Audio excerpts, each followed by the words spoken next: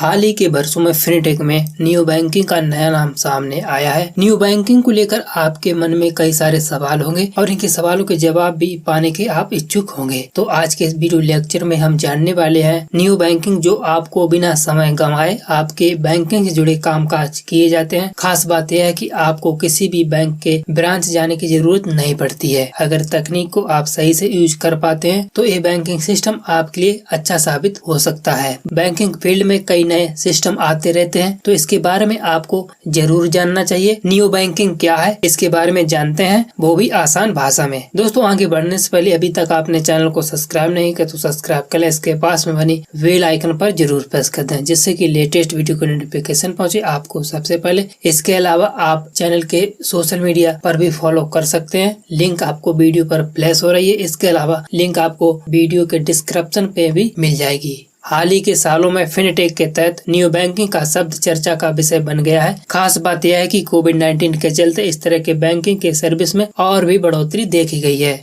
आपने newspaper, books आदि जगहों पर नियो बैंकिंग का शब्द जरूर पढ़ा होगा। लगातार टेक्नोलॉजी बदल रही है, ऐसे में बैंकिंग सेक्टर भी पीछे नहीं है। पहले घंटों लाइन लगने के बाद बैंक से अपने पैसे निकाल पाते थे, लेकिन अब ये काम चुटकियों में हो जाता है। आज के समय में बैंकिंग के लिए आपको कहीं ब्रांच जाने की जरूरत भी नहीं पड़ती है। वैश्विक लेवल पर नियो बैंकिंग फिनटेक उद्योग पर कब्जा कर रहा है। मार्केट में हर दिन ऐसा आ रहा है कि जिससे कि कैसी कंपनियां का प्रमुख उद्देश्य फाइनेंस सर्विस को अधिक से अधिक इजी बनाना है। आइए समझते हैं नियो बैंकिंग वास्तव में इसका क्या मतलब है। सबसे पहले आइए जानते हैं आखिर क्या है नियो बैंकिंग, जिससे बैंकिंग से जुड़े कामकाज को घर बैठे निपटाया जा सकता है। एक नियो बैंकिंग एक तरह का डिजिटल बैंक है जिसकी कोई शाखा नहीं होती है। किसी विशेष स्थान पर फिजिकल रूप से प्रेजेंट होने की बजाय नियो बैंकिंग पूरी तरह से ऑनलाइन है। इस बैंकिंग से अकाउंट खोलने से लेकर सभी काम को ऑनलाइन किया जाता है। हालांकि देश में केंद्रीय बैंक RBI के गाइडलाइन के अनुसार 100% डिजिटल बैंकों की अनुमति नहीं है, इसलिए ये नियो बैंक को फिनटेक कंपनियों के रूप में जाना जाता है। ऐसा कहा जाता है कि यह एक ऐसी बैंकिंग सेवा जो आपको फाइनेंस के लिए एक ही छत पर प्रोवाइड की जाती है। नियो बैंकिंग खासकर आज के टेक्नोलॉजी प्रेमी को अपनी ओर आकर्षित करती है। नियो बैंक केवल ऑनलाइन मौजूद है। नियो बैंकिंग में मोबाइल बैंकिंग पर फोकस किया जाता है। फिनटेक स्टार्टअप जो नियो बैंक के नाम से डिजिटल बैंकिंग की सुविधा मुहैया करा रहे हैं, वे ट्रेडिशनल बैंकों के मुकाबले बेहतर सेवा देने की कोशिश कर रहे हैं। नियो बैंक जो डिजिटल और मोबाइल फर्स्ट फाइनेंस समाधान, पेमेंट और मनी ट्रांसफर, मनी लेंडिंग और बहुत सारे इसमें काम की फैसिलिटी दी जाती हैं। नियो बैंकिंग की सभी सेवाएं मोबाइल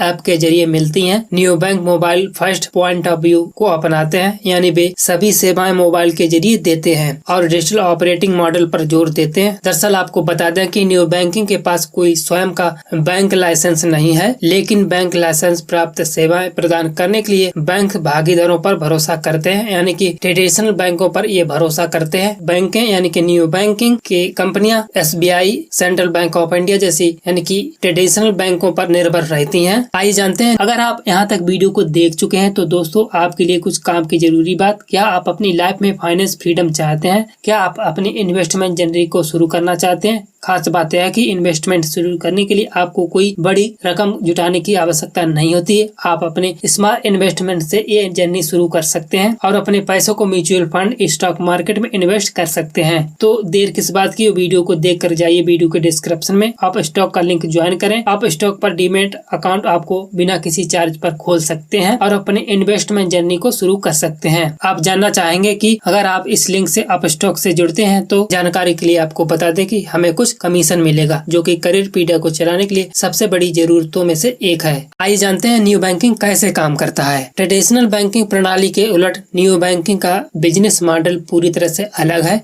लेकिन ट्रेडिशनल बैंकों की तरह नियो बैंकिंग पैसे की कमाई और उधार के बीच मामूली रूप से पैसा कमाते हैं। ऐसा इसलिए कि नियो बैंकिंग की कोई फिजिकल प्रेजेंट नहीं होती, यानी कि फिजिकल कोई ब्रांच नहीं होती है। वे पूरी तरह से ऑनलाइन बैंकिंग यानी कि ऑनलाइन ऑपरेशन मॉडल के तहत अपना बिजनेस मॉडल चलाते हैं। इसलिए इसलिए ग्राहक को शुल्क के रूप में यानी कि चार्जेस के रूप में कम यहाँ चार्जेस लग सकता है। ऐसा इसलिए कि न्यू बैंकिंग ग्राहक केंद्रित बैंक जो अपने ग्राहकों को व्यक्तिगत सेवाएं प्रदान करते हैं, जिन्हें टेक्नोलॉजी के माध्यम से सक्रिय किया जाता है। न्यू बैंकिंग के तहत स्टार्टअप व्यक्तिगत बैंकिंग समाधान उपलब्ध करा रहे हैं। वे आर्टिफिशियल इंटेलिजेंस के जरिए ग्राहकों के खर्च का एनालाइज करना और रिपोर्ट बनाते हैं। इसके बाद कस्टमर को समझदारी से खर्च और बचत करने की सलाह देते हैं। इतना ही नहीं, भविष्य में वित्तीय गलती को सुधारने के लिए यहाँ पर टिप्स भी मुहैया कराते हैं। अब बात करते हैं new banking in India. New banking देश में फिनटेक के तहत न्यू बैंकिंग के तहत काम कर रही कंपनियों की बात करें तो Razorpay X, open, EPFI, पेजिलो, एलो, इंस्टेंट पे, नियो जैसे स्टार्टअप हैं जो अपने आर्टिफिशियल इंटेलिजेंस और दूसरी टेक्नोलॉजी के उपयोग करके बेहतर बैंकिंग सोल्यूशन पेश करने की परंपरागत बैंकों के साथ साझेदारी कर रहे हैं।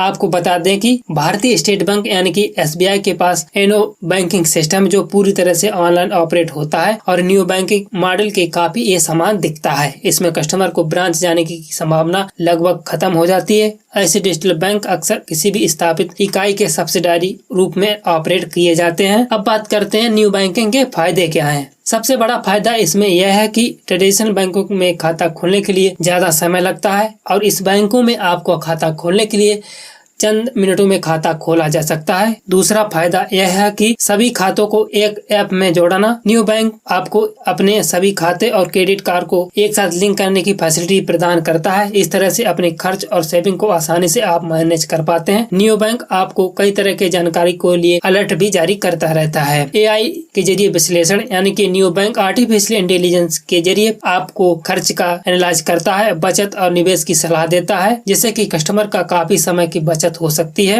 इमरजेंसी फंड जमा करने की फैसिलिटी भी देता है। कई न्यू बैंक ऐप अपने इमरजेंसी फंड बनाने की सुविधा देते हैं। अपने गोल को अनुसार महीने के अनुसार तय रकम के अनुसार इमरजेंसी फंड को आसानी से जमा कर सकते हैं। रिमाइंड और नोटिफिकेशन। न्यू बैंकिंग के ऐप आपको बिल पेमेंट की डेट, सब्सक्रिप्शन रद्द करने की अलर्ट, रिफंड को ट्रैक करने आदि के नोटिफिकेशन समय समय पर भेजता रहता है। इसके साथ ही तमाम तरह के बिल पेमेंट का ऑप्शन भी इन ऐप पर मिलता है। सबसे खास बात यह है कि इसका सबसे बड़ा फायदा यह है कि आप इंटरनेशनल पेमेंट इसके लिए यानी कि बिना रुके कर सकते हैं। ट्रेडिशनल बैंकों के मामले में हमेशा ऐसा नहीं होता कि हमें जो डेबिट कार्ड मिलता है जिसका उपयोग दुनिया के कहीं भी पेमेंट कर सकें, लेकिन ये न्यू बैंकिंग ऐसी फैसिलिटी देता है जो कि आपको बैंक के द्वारा पूछना नहीं पड़ता है, जो कि आपको इंटरनेशनल पेमेंट कर सकते हैं। न्यू बैंकिंग की ऐप का सबसे बड़ा फायदा यह है कि आपको न्यू बैंकिंग एक हाई क्वालिटी का अपनी ऐप पर फैसिलिटी प्रोवाइड करता है। ऐसे में आपको इन ऐप्स के बहुत ही क्लीन, यूजर फ्रेंडली मिलते हैं। वे अत्यधिक फास्ट और नीड के अनुसार अच्छी तरह से डिजाइन किए गए हैं। अब बात करते हैं इन बैंकों में खाता खुलवाएं कि नहीं। इन बैंकों में खाता खुलवाना या पूरी तरह से आप पर निर्भर करता है। वैसे न्यू बैंक तकनीक समझ वाले बैंक ग्राहकों के लिए है।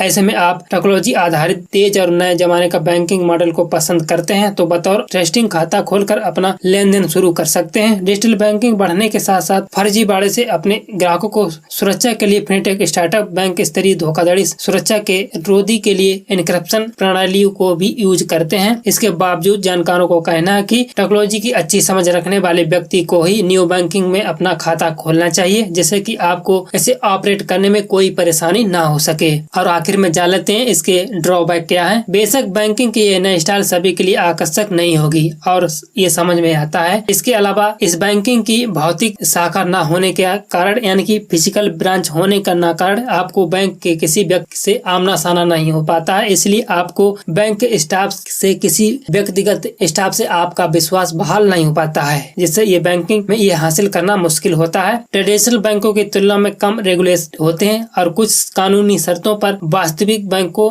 वाले नहीं माने जाते हैं। ये सुनिश्चित करना ग्राहक यानी कि कस्टमर की जिम्मेदारी होती है कि ये बैंक वो चिंते हैं कि यानी कि इसमें खाता खुलवाते हैं या नहीं। इसके अलावा आप इसमें खाता खुलवाना चाहते हैं यानी कि न्यू बैंकिंग का यूज करना चाहते हैं तो आपके लिए सबसे जरूरी है कि ऐसा बैंक चुने जो आपको इंश्योरेंस दे सके, यानी कि एक इंश्योरेंस की फैसिलिटी दे सके। दोस्तों उम्मीद करते हैं न्यू बैंकिंग क्या है, ये कैसे ऑपरेट की जाती है, इससे संबंधित महत्वपूर्ण जानकारी आपको जरूर पसंद आएगी। वीडियो को लाइक शेयर कमेंट करना बिल्कुल मत भूलिएगा। ऐसे वीडियो पाने के लिए करें पीटे यूट्यूब चैनल को सब्सक्राइब करें, इसके पास में बनी बेल आइकन पर जरूर प्रेस कर दें, जिससे कि लेटेस्ट वीडियो को नोटिफिकेशन पहुंचे आपको सबसे पहले। वीडियो देखने के लिए आपका